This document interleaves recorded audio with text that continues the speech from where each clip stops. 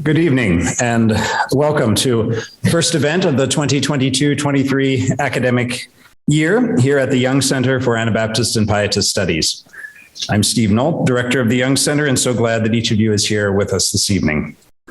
With support from Elizabethtown College, the Young Center fosters and promotes the study of Anabaptist and Pietist traditions in their varied expressions across time and place.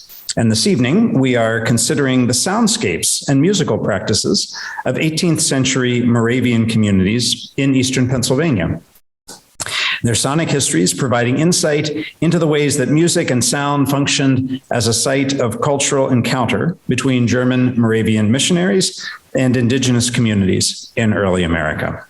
And we do so by welcoming Dr. Sarah Eyerly, recipient of this year's Dale W. Brown Book Award for Outstanding Scholarship in Anabaptist and Pietist Studies. I'll introduce Dr. Eyerly more completely in a moment, but first a word about the Brown Award. Since 2004, the Young Center has annually recognized scholarship that makes creative contributions to our understanding of Anabaptism or Pietism, or both. The award also honors the significant contribution of Church of the Brethren theologian, historian, and peace activist Dale Brown, who was a professor of theology and church history at Bethany Theological Seminary for nearly 30 years. Following retirement in 1993, Dale and his wife Lois moved here to Elizabethtown and made this community their home for many years and were supporters of the Young Center. Friends of Dale Brown generously contributed funds to establish this award in his name. Lois Kaufman Brown passed away in 2015, and Dale died just over a year ago at age 95. This evening, the 2022 Dale Brown Award recognizes Dr. Eyerly's book, Moravian Soundscapes, A Sonic History of Moravian Missions in Early Pennsylvania, published by Indiana University Press. I'll also note that this award recognizes not only the physical book, but also the companion website, Moravian Soundscapes, which we'll also hear more about this evening. We'll also note that, as you noticed coming in, books are for sale in the lobby. Sarah Eyerly is the Curtis Mays Orpheus Professor of Musicology at Florida State University in Tallahassee. Her research interests include sound studies, performance practice, music and religion, and Native American studies. Her current projects are many, but include, among other things, a biography and documentary film on the life of the 18th century Mohican musician, Joshua. She serves on the board of the American Musicological Society and the Mozart Society of America, and is coordinator of the musicology area at Florida State and director of the early music program at FSU. Join me in welcoming Dr. Eyerly.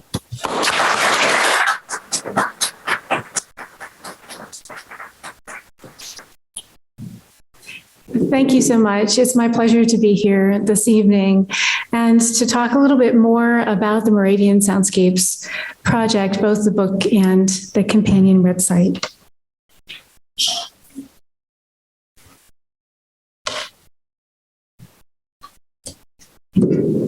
In the early summer of 1794, my ancestor, the German missionary Johann Jakob Eyerly, walked across Pennsylvania via the Allegheny, Raystown, and Venango trails. His journey took him from the Delaware and Mohican mission town of Bethlehem, founded by the Moravian Church along the eastern frontier of European settlements between the Susquehanna and Delaware rivers, to Fort Pitt in the west. From there, he journeyed northward to survey native lands granted to the Moravian Church by the United States government in the early 1790s along the shores of Lake Erie at Presque Isle. As he walked through the forest to Presque Isle and back, he kept a diary. He wrote about the massive trunks of chestnut trees, 6 or 7 feet in diameter and of an amazing height, towering over the forest floor. Lower in the canopy, he observed shellbark, hickory, white oak, beech, maple, and ash, spreading their tangled boughs in a dense cathedral-like ceiling that blocked the undergrowth. In the deep thickets, near French Creek in the Shawnee territory surrounding Fort Le Boeuf. He was struck by the richness of the soil and the variety of trees and plants. Often he oriented himself by the sun or by sound, listening for the distant roar of the Susquehanna or the Juniata rivers, the lapping of waves on the shores of Lake Erie, or the silent spaces that signaled the densest parts of the forest. Most of all, he chronicled the sheer human endurance required for the journey. It was so wet that his clothing began to rot off of his back, and his joy at hearing again the sounds of his home community of Bethlehem. As he made his return journey, he listened intently for the soundscapes of Bethlehem, heard but not seen through the forest. It was this chronicle of how my ancestor experienced the landscapes and soundscapes of early Pennsylvania that first inspired me to write a book about the history of Moravian mission communities. I was fascinated by his detailed descriptions of plants and trees, and by the fact that he listened so carefully to the acoustic ecology of the forest that surrounded him. In 1753, the Eyerly family had traveled to Pennsylvania from central Germany to join the Moravian Church in building the new town of Nazareth, north of Bethlehem. Johann Jakob was a blacksmith and organist in Nazareth, and he served in the Pennsylvania legislature and the Federal Bureau of Land Tax under President George Washington. He lived through a crucial time period in American history when the border between settler and native communities and nations was still a shifting spatial and cultural space. In this context, sound mattered. People listened carefully to each other and to the world around them. The natural and human environments of early Pennsylvania were comprised of complex biophonic, geophonic, and anthrophonic soundscapes. And study of these acoustic environments is important to understanding the social, religious, and spatial relationships that characterized life in both native and settler communities. So this evening, I'll be talking about the Moravian Soundscapes project. The aim of the project is to document through sound recordings, digital and historic maps, and archival materials, as well as place-based photography, the soundscapes of 18th century Moravian mission communities in Pennsylvania during the time period of the 7 Years' War and the American Revolution.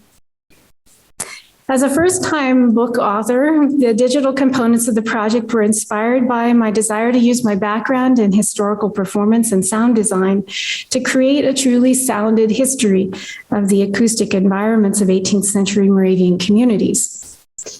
Through digital storytelling, I hoped to articulate a compelling sonic rendering of this unprecedented period of cultural shift and physical co-presence between European settlers and Native nations and communities by incorporating sensory data and knowledge in ways that would be especially encouraging of participatory and place-based learning.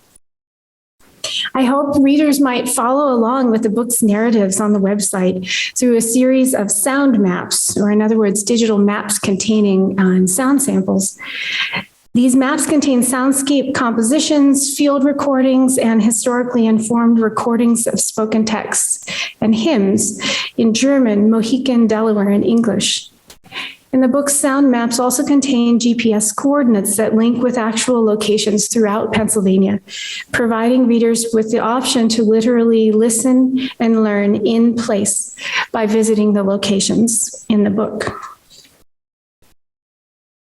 When approaching the history of sound and music in religious communities, such as the Moravian Missions, this type of imaginative, experiential, and place-based approach to historical research is especially important to consider. In many historic as well as modern Christian communities and traditions, it is music and rituals, communal and natural soundscapes and acoustic environments that serve as sonic markers of history, place, and identity.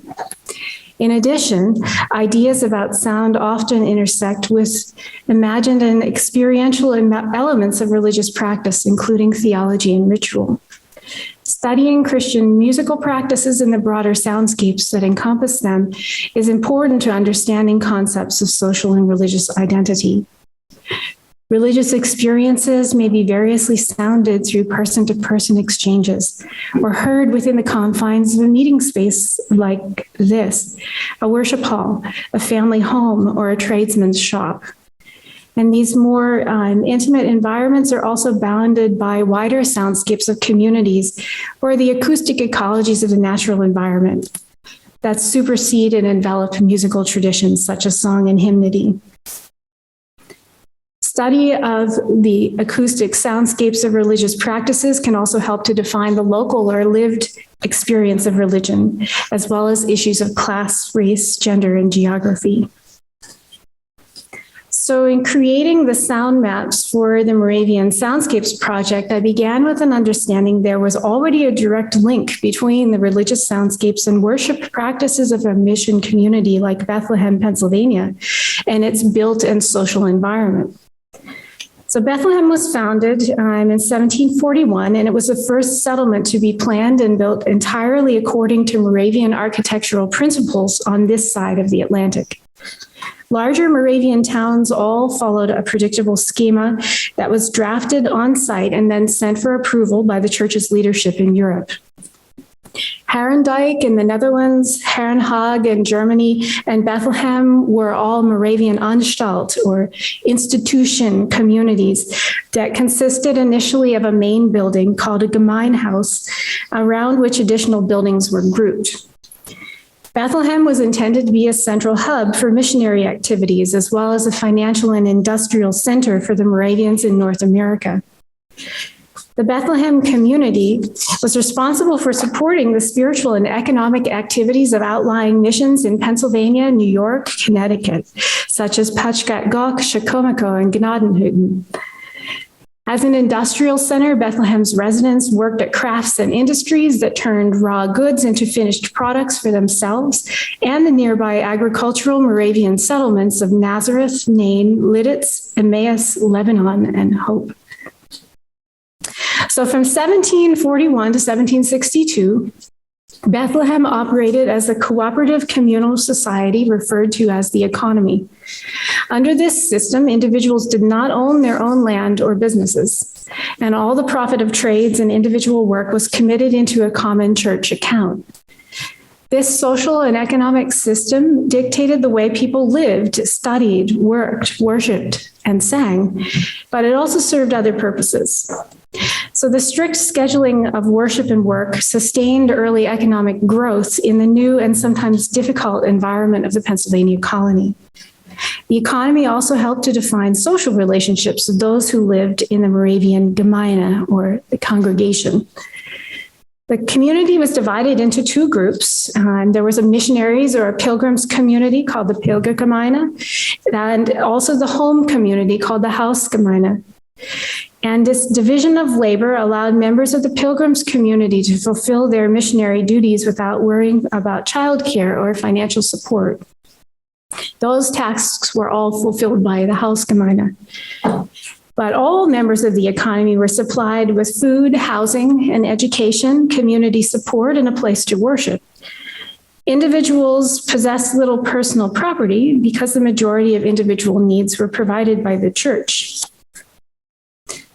But the community was also subdivided into communal housing groups called choirs, which were defined by age, gender, and marital status. Moravians believed that differences in gender and life stage influenced the way each individual perceived and approached their religious faith. So children were divided into choirs for nursing babies, then infants, and then into gendered choirs for 5 to 12-year-olds. And at puberty, they were initiated into the sacrament of Holy Communion and transferred into the older boys and older girls choirs. At age 20, young adults moved into the choir houses of the single brothers and single sisters until they married. And married adults lived in the married men's and married women's choirs. And widows and widowers again shared communal quarters with those of their gender. So members of the same choir ate, worked, worshiped, and slept in communal houses together. And this living arrangement strengthened the unity of the choirs because the members relied on the choir for support rather than their biological family. So life in Bethlehem was therefore characterized by a carefully maintained social and spatial order which ascribed religious meaning to the organizing of people and the regulated construction and layout of common areas, communal residences, and industrial sites. So I guess you could say, like other colonial settlements throughout North, Central, and South America, Bethlehem reflected the town planning practices that people brought with them from Europe. Often these detailed plans for new communities were designed to provide structure and impose order on what settlers viewed as contested frontier spaces. Moravians were no different from many other communities in this respect. Even among other German religious communities in early Pennsylvania, they were not alone in employing strict social, economic, and spatial systems that dictated the way people lived, studied, worked, and worshiped. But the Moravians were a little bit different in their conscious and direct emphasis upon the significance of sound in social and religious life.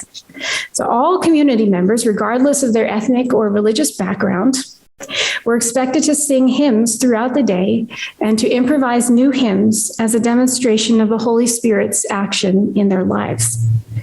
The role of hymns in 18th century Moravian life accomplished what musicologist Gary Tomlinson has called song work, which he defines as the place and efficacy of song in given societal circumstances. So Moravian hymns did cultural work. They were sung at weddings, funerals, and baptisms. They accompanied manual labor. They served as forms of greeting and celebration. They comforted the sick and the dying, and they regulated personal mental health. Hymn singing was not confined to the sacred space of a worship hall, but integrated into daily life. And Moravians envisioned hymns as powerful tools to bring people into their communities and to communicate ideas that were important to Moravians, both inside and outside the community. But beyond hymnody, Moravians were also interested in broader communal soundscapes.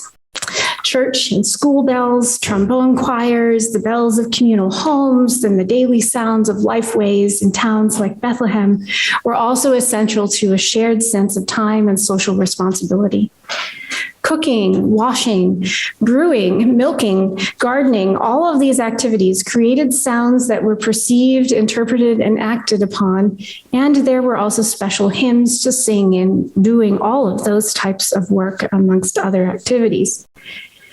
But in this context, the natural sounds of thunder, wild and domestic animals, birds, streams, rivers, and wind took on meanings that were complex and important to the functions of life in Bethlehem. The soundscapes of communal industrial buildings, gardens, orchards, and fields assumed great importance in defining both internal and external social relationships. So in seeking to replicate this really wide diversity of sound environments and perceptions of sound in 18th century Bethlehem, the spatial frameworks provided by Geographic Information Systems, or GIS software, in this case ArcMap and ArcGIS Online, have proved to be particularly useful. And I can't say that I have done this alone, because like many large digital humanities projects, this project benefited from the expertise of a number of different collaborators, including geographer Mark Sciucchetti and many students in musicology and performance at Florida State University.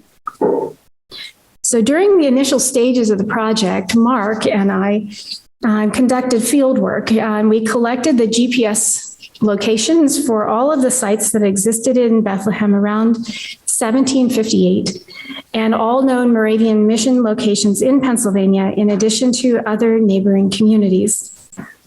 But since it's been over 275 years since Bethlehem was founded, has anyone been there to Bethlehem? You can still see some stuff there that's that old, right? But you can see a lot of other things that are from many. Yes, the sounds have changed a lot. There's various layers of history there, sounded and otherwise. So we had to first establish where the locations were of many of the buildings and spaces that had been built over or destroyed since the mid-18th century before we could attempt to recreate the acoustic environments and singing practices that characterized life in a Moravian community. So it took about 2 years of field work to map and then spatially reconstruct the locations of buildings and other features, which we did based on archival documents. If you've never been to the Moravian Archives in Bethlehem, I highly suggest you go. It's an amazing collection. Archaeological data and also georectification of historic maps against modern satellite data. So you can actually take a historic map and basically create concordances between points on that map and places that have been collected today through GPS work and correlate those things. And you can basically stretch the map over the landscape and see where things might have laid. Provided the cartographers in the 18th century did a great job, which they did, I can guarantee you they were highly accurate maps, even without the use of modern technology. But once we had these maps, we had prepared these detailed digital maps of 18th century Bethlehem, then we could conduct some acoustic studies and produce field recordings in locations and buildings that were still extant, like the 18th century Gemeindehaus, which is still on Church Street in modern day Bethlehem. We also visited various local museums. Bethlehem's about 12 different museums to look at collections of historic tools and musical instruments, cookware, and other elements of Moravian culture. And we were able to record sound samples using these historic implements. As you can imagine, an 18th century butter churn sounds much the same today as it did in the 18th century wood ages, but it's generally the same sort of sound. We also obtained permission to do field recordings of hymn singing inside of several 18th century worship spaces, like the Old Chapel, the Single Sisters House, and the Gemeindehaus. So all of those buildings do still exist in Bethlehem today. And so I'd like to share with you, first of all, a sample of a field recording. So a field recording is just simply when you take your recording equipment to some place and you record something in that place. In this case, hymn singing inside of the Gemeindehaus in Bethlehem. So one note before you listen to it. This is a very special field recording in that you'll hear the actual sound of the room itself, and that was part of the experiment here. I wish we were up on the second floor, but if you can imagine that this meeting house was on the second floor of a building, then this wooden floor is suspended in space, basically between two parts of air. Those function like the resonators, like a cello body or a guitar does for sound. So the building itself becomes a musical instrument. And Moravians in the 18th century thought of these spaces like that. They thought of them as resonators for the human voice. And so they would actually lay on the floor and sing into the floorboards in large groups of people. And the effect of doing that is really amazing.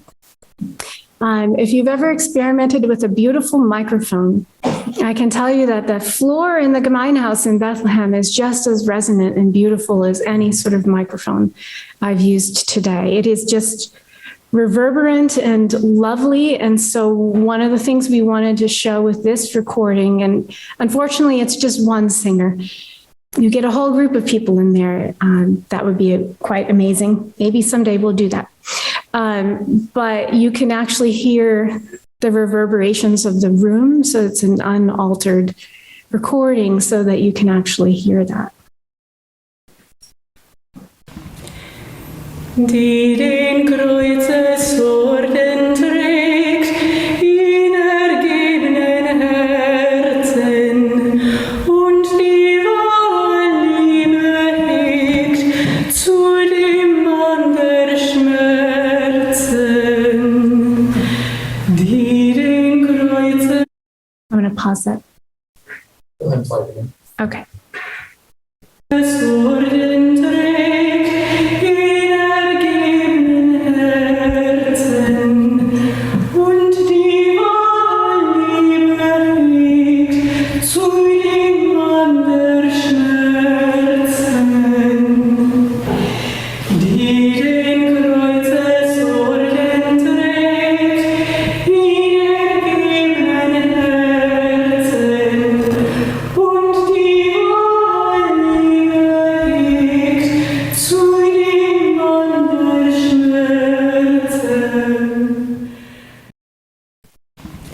Well, it was very quiet. You had to listen. Oh, now, now I think we've got an echo.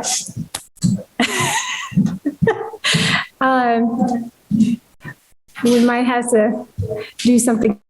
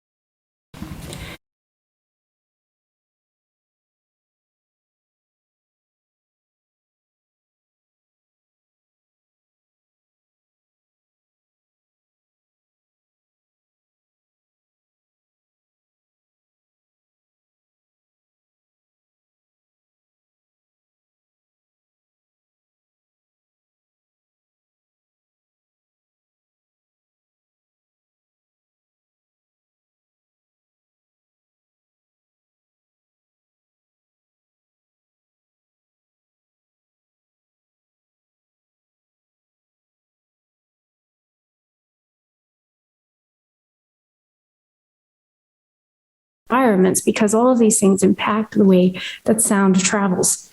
So what we actually did is used an image of a 1758 topographic and environmental map by the Moravian cartographer Christian Gottlieb Reuter. You can see that here.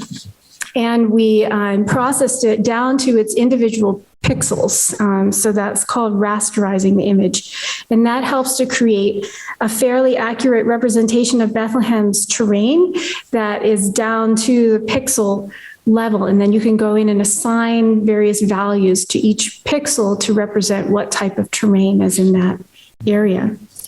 So the resulting sound boundary maps that you can find on the Moravian Soundscapes website helped us to understand, how Bethlehem functioned in terms of the geographic limits of the soundscapes, how people understood the boundaries of their community by listening. So Bethlehem is built around a spatial core of buildings that included various worship spaces and those communal choir homes. And the boundary maps help us visualize and demonstrate how Moravians might have been deliberately employing sonic separation between those internal spaces that were intended for those who belonged to the community and external spaces, which are often marked on Moravian maps in the 18th century as strangers areas, or in other words, places that people who are not Moravian are allowed to see and hear and experience. But our team also wanted to work to incorporate the sounds of places that no longer exist. So one way of getting at this type of soundscape is to create basically an electronic composition. We can digitally layer different field recordings or pre-recorded sound samples to create what's called a soundscape composition. We can incorporate sounds of historic tools, musical instruments, hymn singing, and all sorts of aspects of Moravians' religious culture that might have been sounded. And so in these reconstructions, we always try to think, where is the listener standing and what are they hearing around them and what's the story that can be told by listening? In other words, how might you understand that place through listening? So I have two of those soundscape compositions to share with you this evening. One is for a stranger's space, an external space to the community, and one is for an internal space, the common area around the Gemeinhaus. So right on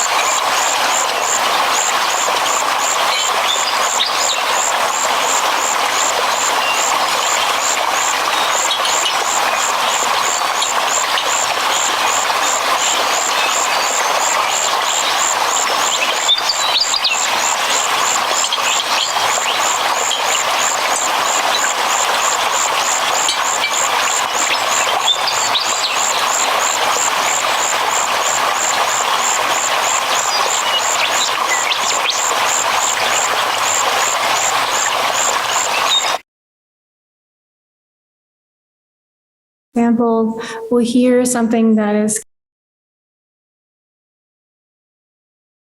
around the Gemein house. We're outside of the building.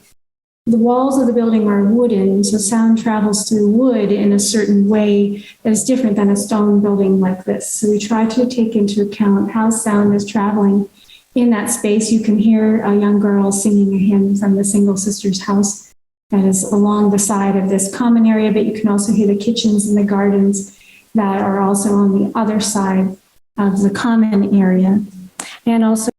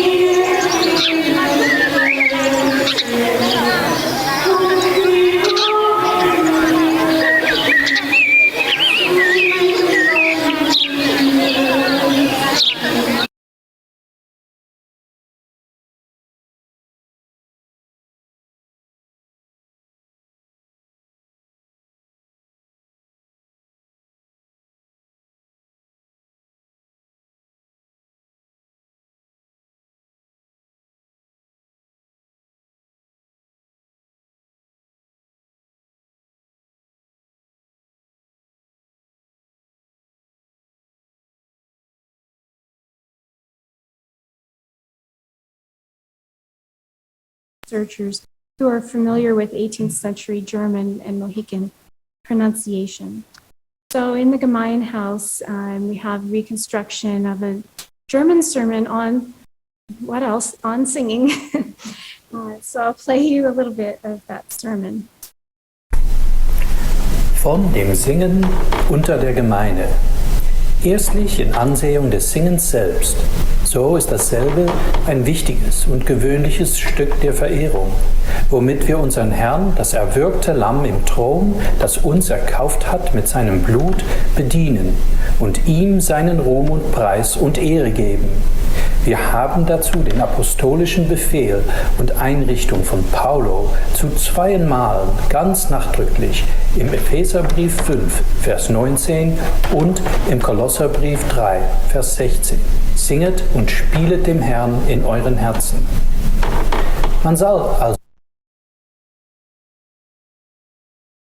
A little bit of the room in there, as well as people shift in the wooden benches were as uncomfortable in the 18th century as they are today.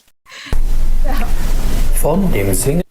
I will also play you part of a Mohican sermon. So this is read by Christopher Harvey. He's the tribal linguist for the Stockbridge Munsee community, and you can see the archival document right here, and then there is a transcription that Chris has made of the Mohican text down here. And this soundscape is sited in the Delaware and Mohican town of Gnadenhutten, which is called today Lehighton, Pennsylvania. So it's north from Bethlehem along the Lehigh River, where there was a Moravian town.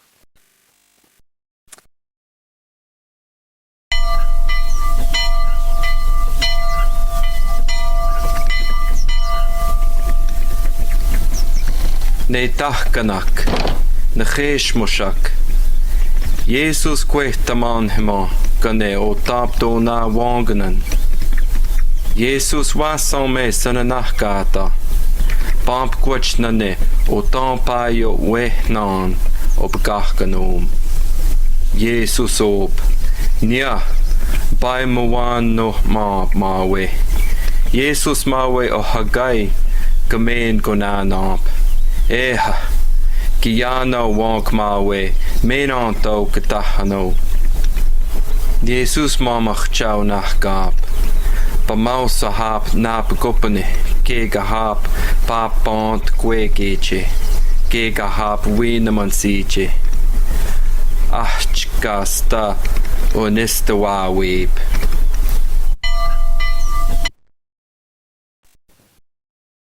And finally, some music too. So early music students in the historical performance program at FSU also assisted us in recording hymns. And we mixed these hymns, as you might have heard a little bit later in this soundscape. There's a hymn. We mixed them into various soundscapes, and we also used them to create a uniquely Moravian worship service called a Singstunde, or a singing meeting, which was a worship service based on the improvisation of hymn verses. And these Mohican hymn recordings were part of a larger collaborative project called Singing Box 331, which is the name of the archival box in the Moravian records in Bethlehem, where all of the native language hymnody resides. And it was an attempt by Rachel Wheeler, who is a historian of religion at IUPUI, and myself, to gain a fuller understanding of historic traditions of Mohican language hymnody at Moravian mission sites by combining insights from both of our disciplines, religious studies and musicology, in service of singing this repertory again. But this project has since evolved to include a number of different collaborators who also have a stake in the history of these hymns. Members of the Stockbridge Munsee Band of Mohican Indians. This is a Mohican descendant community in Bowler, Wisconsin. Mohican musician Bill Miller and Mohican composer Brent Michael Davids. Stockbridge linguist Chris Harvey. Recording professionals and many students at Florida State University and the University of Wisconsin at Whitewater.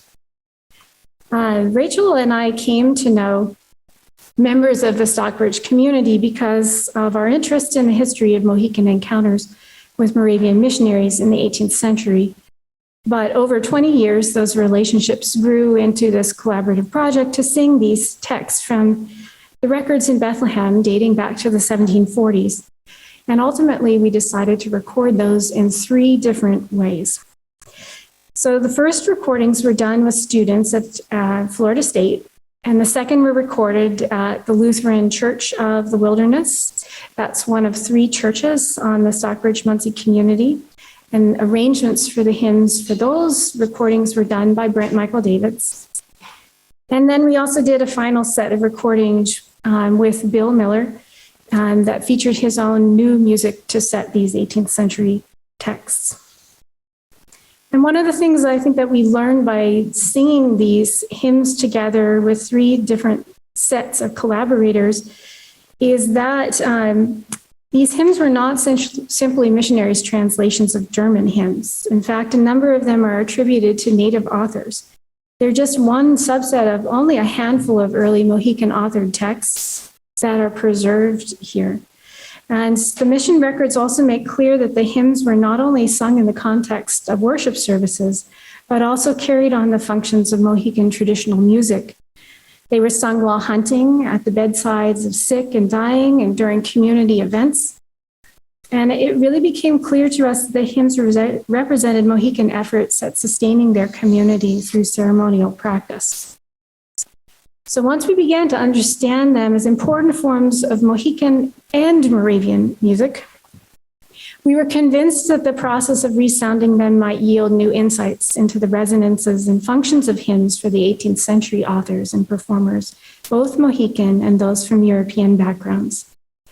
So after an intensive period of research, using some of the hymn manuscripts that are here in Bethlehem, we gathered to consult with Chris Harvey. And we ultimately ended up recording 8 hymns from Bethlehem with the early music choir at Florida State University. And I'll just show you a quick picture from that recording session. We used a little continuo organ. It wasn't a Tannenberg, Jeff, but we tried to get as close as we could to a nice, soft style Moravian congregational organ. A continuo organ will almost get there. So in these recordings, we tried to, as singers, follow exactly what the archives tell us people sounded like in the 18th century. The archives say that Moravian singers were singing very softly, very quietly, and very slowly because it was meant to be a meditative form of prayer, and no one's voice was supposed to stick out of the texture because it wasn't about showing off your voice, it was about singing together as a community. So I'm going to play that recording for you of one particular hymn called Jesu Pashkuan Kia. But before I do, I'd like to play a spoken word recording from Chris Harvey so you can hear the Mohican text. Jesus Pashkuan Kia Nyah Gweche Menenta Kia Machchek Pinhamen Gahna Gamacheno Ganap Ketawahan Machane Papquayan Nikwonk Kepegachganum Nahakai Owak Tayom O Santa Mawe. So here is the arrangement that we ended up using based on a Moravian chorale tune that was intended for this particular hymn. The chorale tune comes from Germany because there are no contemporary chorale books from this time period here on this side of the Atlantic.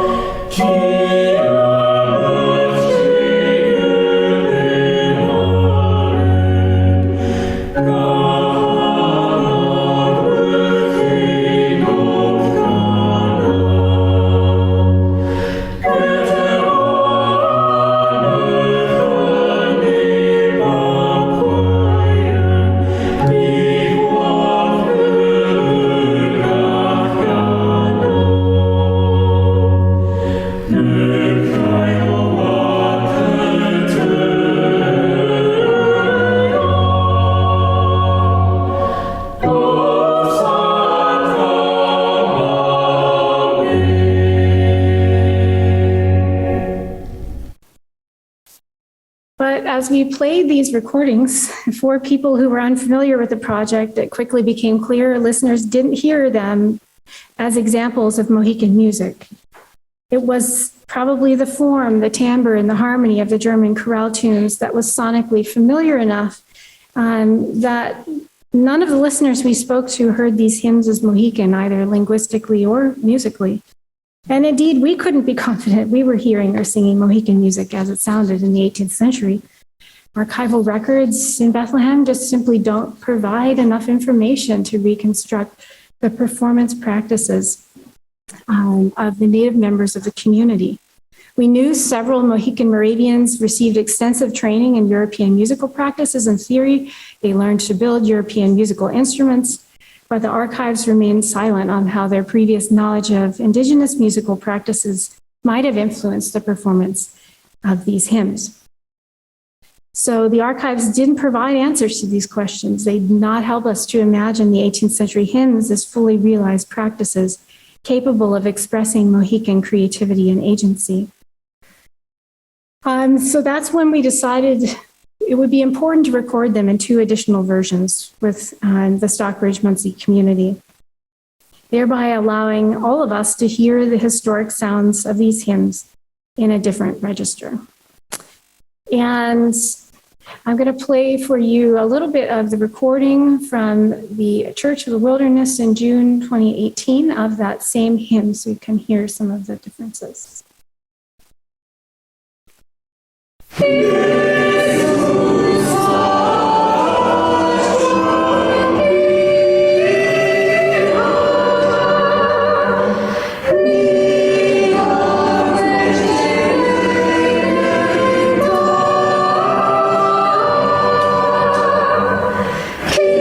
Kia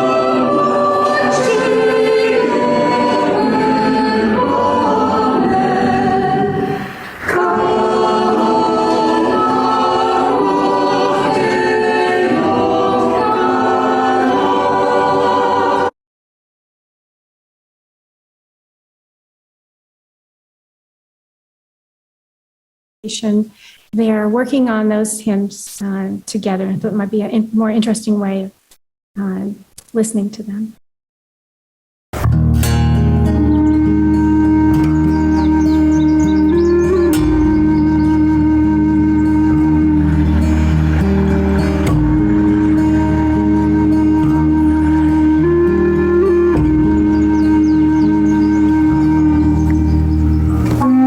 It's about us.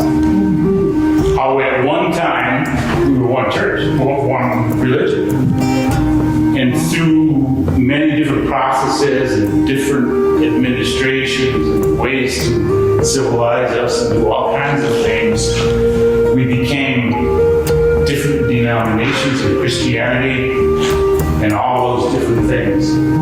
But speaking from my heart, I can tell you that the Mohican people, they always kept that common belief. They always knew right from wrong. Each one of us is born with all that we need to know. We don't need the Bible. We don't need to argue about all different kinds of things, what's right, what's wrong. It's in our heart. We know what our parents taught us. It's been a long time since the Mohican language in the form of a hymn sing has been done. So I'm sure we're going to mess up along the way. I'm sure the pronunciations is going to be wrong. Somewhere up there in the sky, our ancestors are going to be going, what? But we all got to start.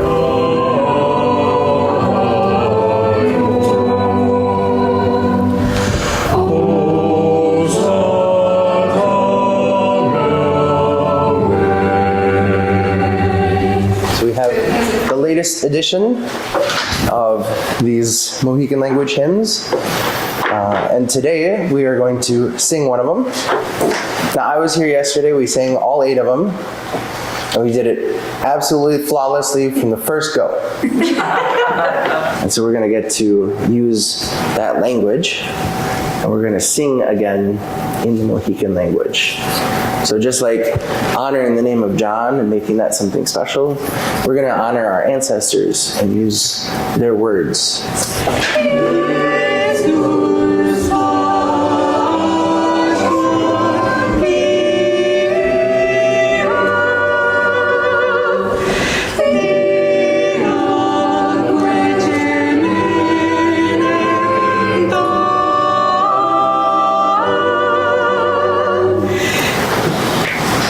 May Patamawas guide you and keep you.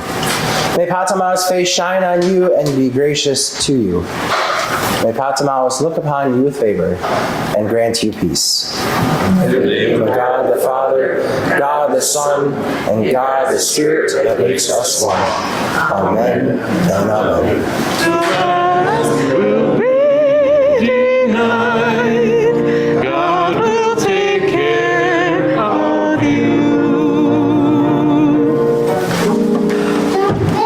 Go in peace, serve our Lord. Thanks be to God. I haven't sang since I was in freshman in high school.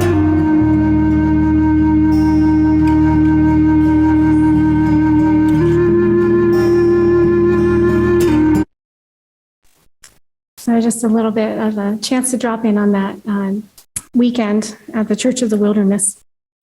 And version by Bill Miller. Bill is a 3-time Grammy Award-winning Mohican musician. He's a singer-songwriter and a flute player. And what he decided to do with the text of Jesu Pashkuankia was never to listen to the German chorale tune. So he never saw it, he never heard it. He just took the text and he created his own new music through improvisation. Jesu Pashkuankia Ne agwe cheminanda Yamachche kapen hamen Kahana makke no kanap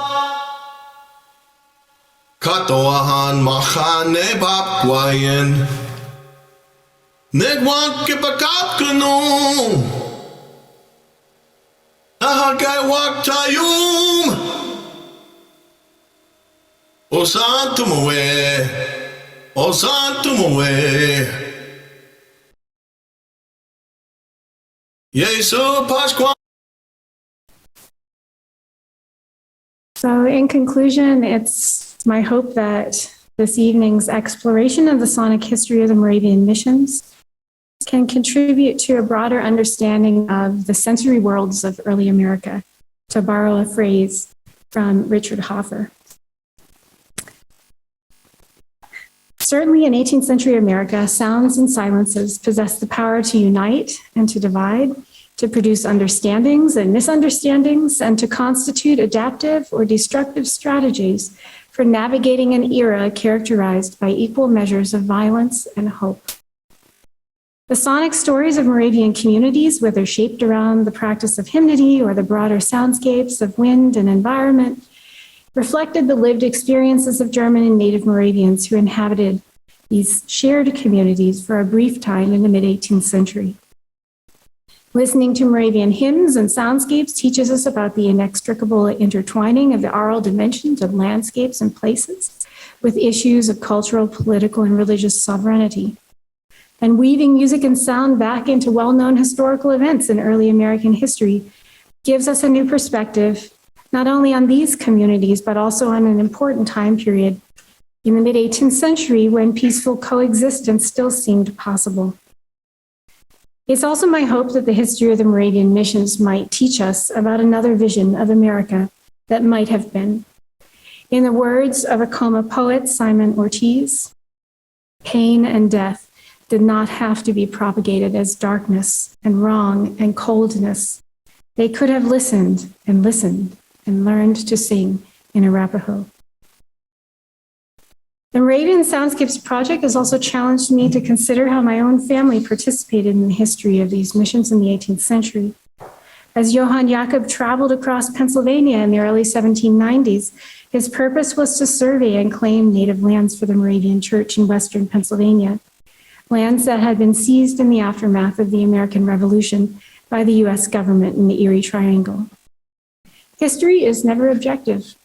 It is dependent on personal experience and individual and collective interpretations of written and musical sources, material culture, land usage, and property rights, and the legacy of human encounters over many generations. Eyerly and those of his generation who faced the first years of that new America witnessed and perpetuated new land deals and treaties, new maps and new frontiers that would gradually claim native lands.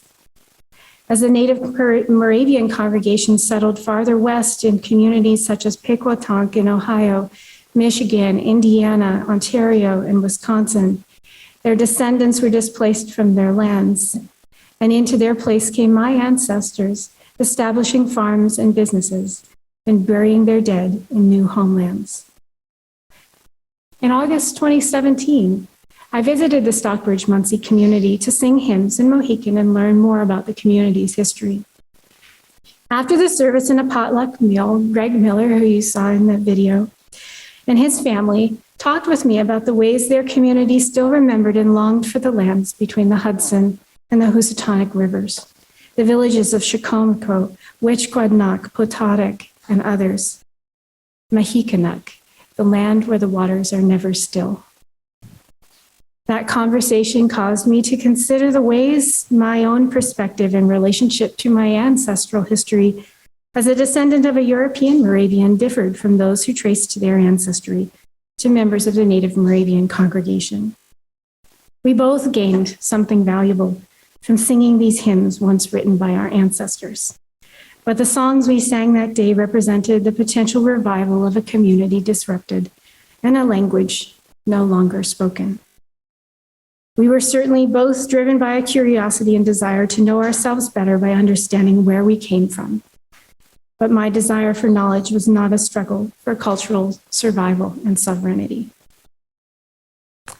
Understanding the legacy of my own ancestors involved getting out into the places right here that shaped our country's history, from Pennsylvania to Wisconsin, and understanding them as place worlds that held meaning in the present and in the past. It involved learning about historic musical traditions, songs, and soundscapes, and why those sounds mattered to the people who made or heard them.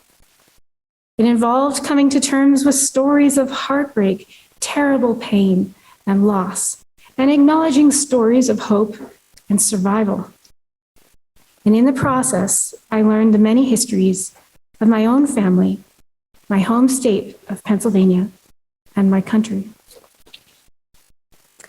And in ending tonight, I just point out this particular sound map. I ended up mapping my own family's farm in central Pennsylvania. One of the curious things about being a historian is sometimes the archives come right back at you. And so it was that I discovered a travel diary from 1772. The entire Native Moravian congregation was exiled from this area thanks to the Paxton Boys riots that happened here in Lancaster. And they walked across Pennsylvania on the Great Shamokin Path, which was a native pathway that had probably existed over the Allegheny front for thousands of years. Today, you might call it Interstate 80. People never redo things. They just go where it was easiest and has been for thousands of years. But I discovered that they had to come right through my family's farm by looking at that travel diary to a little run called Moravian Run. I always wondered why it was called that. And in the diary, I discovered it was because it was a burial site. A little boy, his name was Nathan. He was 10 years old, and his mom had carried him all the way from here to there in a basket because he couldn't walk. And he died that night on the edge of my family's farm and was buried there at the run. And somehow over 250 almost years, that place and the name of it had borne the memory of this little boy's burial, even though he was buried without a gravestone, and today there's no trace. So it made me realize how powerful this history is around us. Look around you at street names, the names of places, buildings, farms, hills, streams. They carry this history with them of all of the people who have come before us. And Pennsylvania is just alive with these things. Thank you.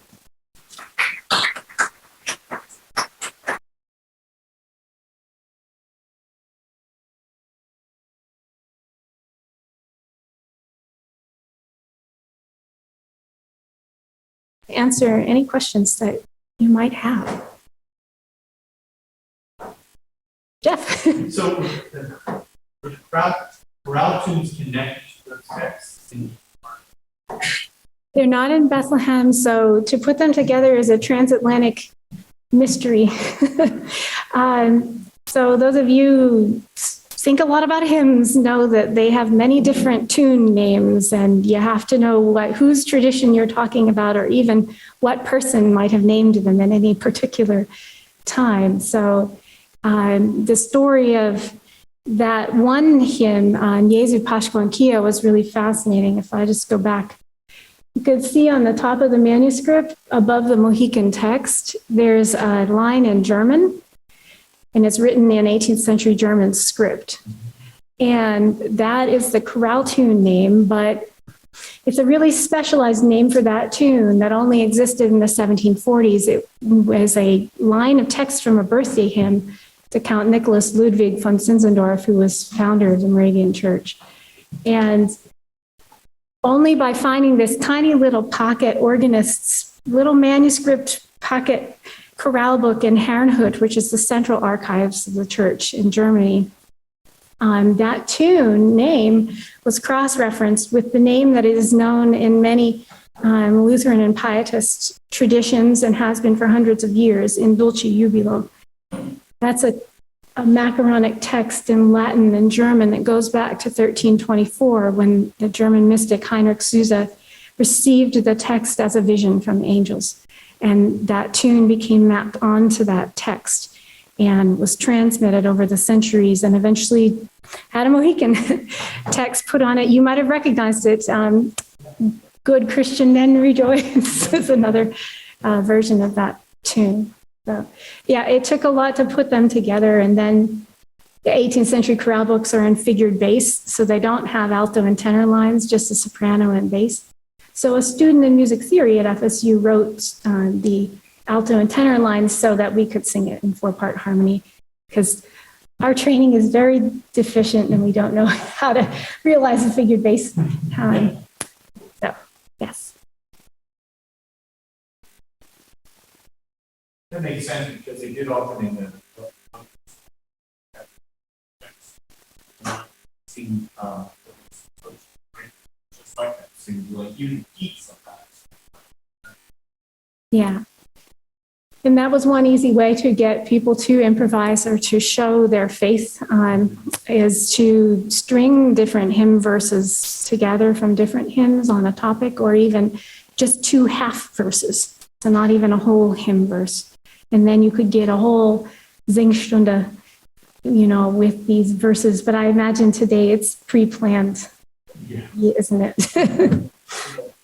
Everything memorized. Like But people memorize thousands of hymns in order to do this, and it's really quite amazing practice.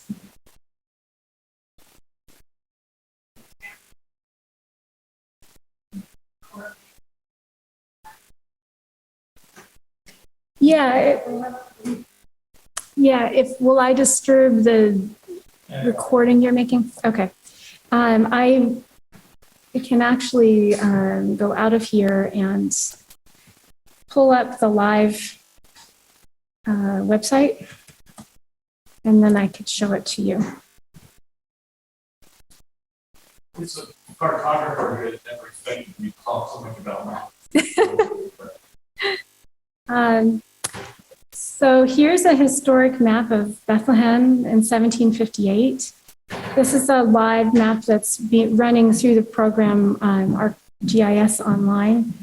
And if you go into the map's legend, you can turn off some of the historic maps that are behind here. It might be a little bit easier to see if I do some of that. Maybe zoom way out. And now we start to see some of the points and the modern map system that lays behind that. So basically we could take this map by Christian Gottlieb Reuter and correlate it. You have to triangulate it with at least 3 points. But that's easy to do in Bethlehem because some of those buildings are still there and they haven't shifted since they were built in the 1740s and 50s. Once you can at least triangulate points on both maps, you can stick them together and stretch them in some sort of realistic fashion over the modern map. And then you can go in, and let me turn back on the Golkowski map. I have to go further in. Can you see the Golkowski map starting to appear there? So this map is of this whole larger area, but that historic Golkowski map is just of this center point area. Anybody been to central Bethlehem? You start to recognize the Lehigh River there and Monocacy Creek, which you can see its course is different than it is today because the road, they've built a huge highway right here. But right there at that point, that's a fording spot, and it probably had been for hundreds, maybe even thousands of years. There was a Delaware town on this site because there's a never freezing spring, which means a spring that is always, active even in the winter. That was always a fording point, and guess what's right there now? A bridge. Yeah, because people just build over stuff. So then you can come in much more closely and see, how that, we can take a building like this, which is still there. And this is the Single Brothers house. It's still there. It's the music department from Moravian College. And these things are not there. Those are some stables and pottery and the blacksmith. The Bethlehem Hotel, a beautiful hotel built by the steel company, Bethlehem Steel, is on that site now. The site of the very first Moravian house, it was a log cabin called the First House, is under the parking lot. And we were able to verify that through doing this, that's exactly where it was, on the edge of the cliff above the creek. And I also like to think of the land as an archive too. So if you know roughly where things are and you start walking on the land, you'd be surprised how many features of the 18th century persist around us. Embankments for fencing would have been, or when we went down in this industrial area along the Monocacy Creek, we were walking around where we knew the water and the grist mill were. And sure enough, once we recognized what it was, you could still see the mill trace. It's just a little indentation in the land along the creek, but you could still see the trace there and be able to find that. What are the extra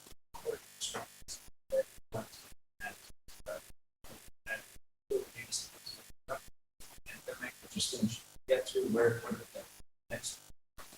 Yeah, there's a map in here that actually relates to some places very close to us today.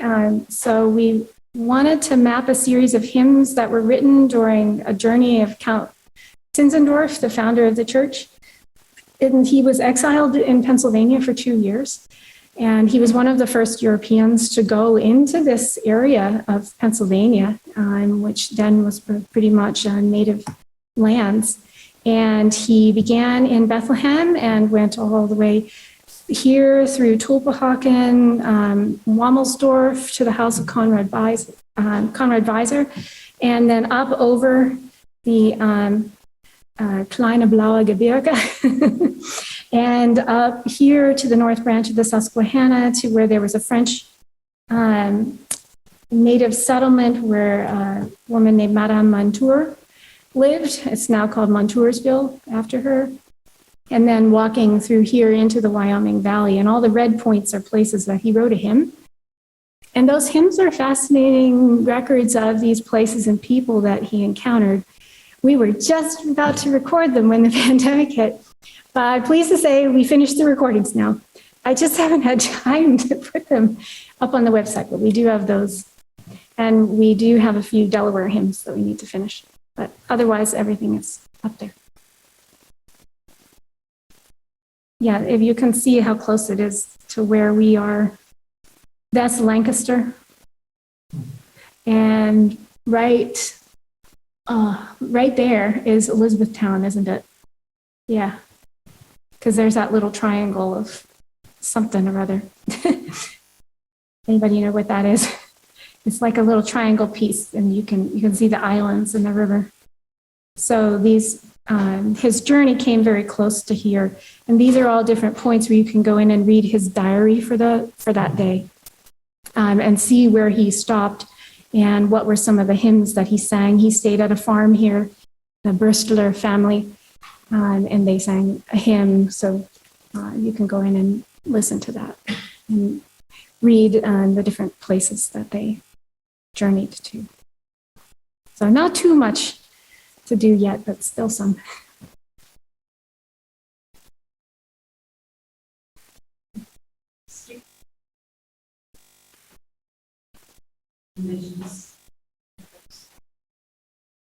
Yeah, so that it's a very complicated history after the 18th century. I kind of alluded to that in the end because thanks primarily to the events in the American Revolution and the massacre that happened at the Ohio communities along the Tuscarawas River, the relationship between the Moravian Church and the Native communities who had affiliated with the church became very fractured and frayed.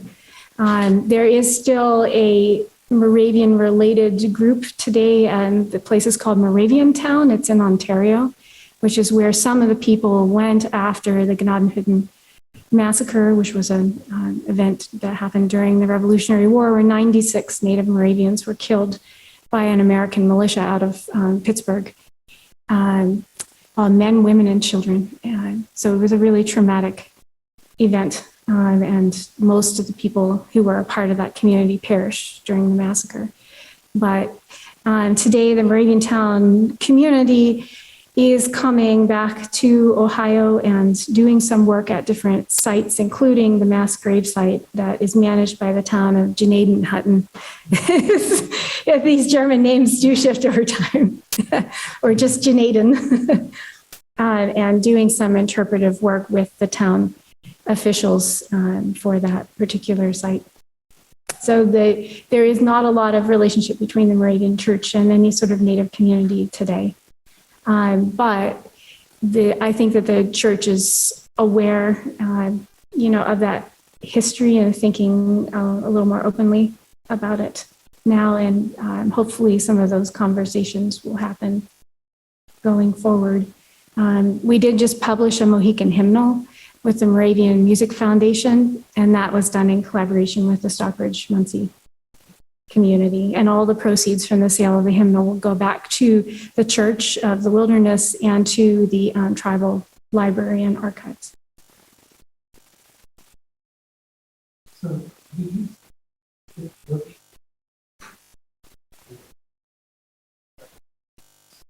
there haven't been any Mohican speakers in about 100 years. In the 1930s, there were still living some older generation who remembered their parents speaking when they were children and remembered some words. So it's, rather than saying a dead language, it's a sleeping language. But today, Chris and the Tribal Cultural Council are actually beginning to reconstruct it. And the Moravian records there are only two written sources for the language. The Congregationalist Missions of Stockbridge, Massachusetts, and the Moravian records. So those hymns are actually really important cultural records for the community. They're some of the only records that survive of the language, but I'm going to join a Mohican language class on October 5th. We have our first meeting, and I'm really excited about that. And it's actually being taught by a student who studied with Chris and is now going to lead the beginner class while Chris goes on to lead the intermediate level.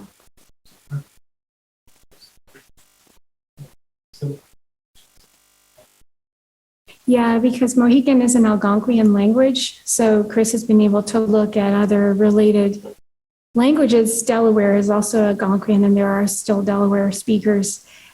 So he's been able to kind of think about the pronunciation and reconstruct the words. He has a vast knowledge of archival sources, which is truly amazing. And they are now, creating special names for like the Tribal Health Center and different roads and things in the Stockbridge community that never had Mohican names. They're basically negotiating that process of creating new names for places that never had those.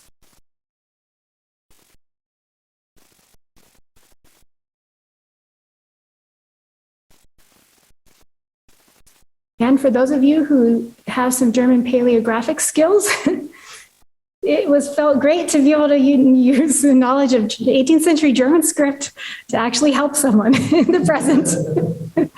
How did they decide how to do the transcription? I thought that way back when. Like, do you know who wrote those texts and how they decided how to write that? I mean, how did they decide?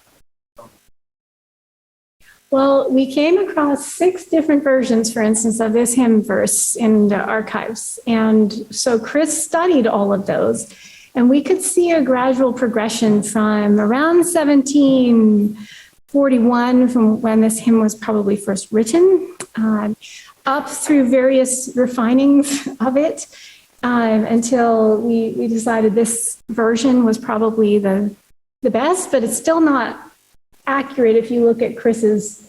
This is a direct transcription, and then the middle one is Chris's transcription. So you can see some of the words got smushed together. Some of the information about nasalized A's that are represented by those A's with a little tilde, that got removed from the transcription. So we do know that German speakers and Mohican speakers were working together to create the hymnals. How much each one contributed, we're not sure.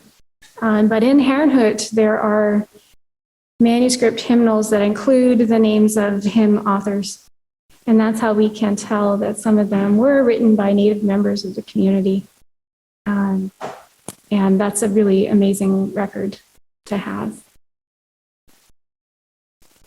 So they didn't get it right, as Greg Miller said. The pronunciations were not exactly correct, probably, but it is still very valuable nonetheless. But it took many months to create the musical editions because of that. This is those of you who are singers know you can't sing anything unless you know how to pronounce it or what the words are. I wonder if IPA would be helpful.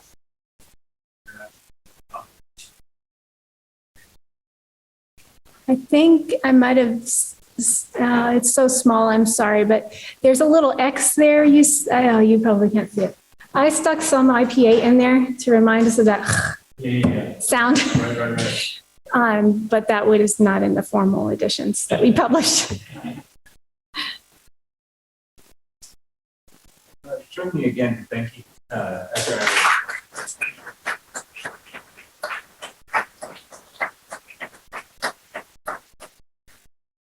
Thank you. You all were very kind.